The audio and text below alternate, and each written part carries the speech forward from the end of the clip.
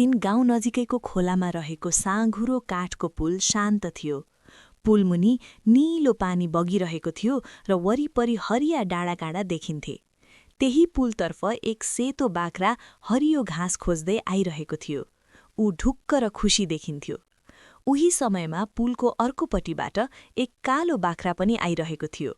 ऊ आफूलाई बलियो ठान्थ्यो। दुवै बाख्रा साँघुरो पुलको बीचमा आम्ने साम्ने भए।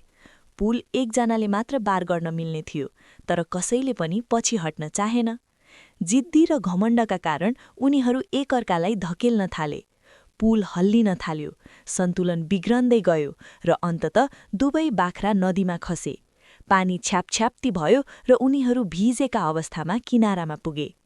नदीको किनारामा बसेर उनीहरूले आफ्नो गल्ती महसुस गरे। यदि उनीहरूले समझदारी अपनाएको भए यस्तो दुर्घटना हुने थिएन। त्यस दिनपछि उनीहरूले बुझे, घमण्ड र जिद्दीले सधैँ हानि गर्छ, तर समझदारी र सहकार्यले सुरक्षित बाटो देखाउँछ।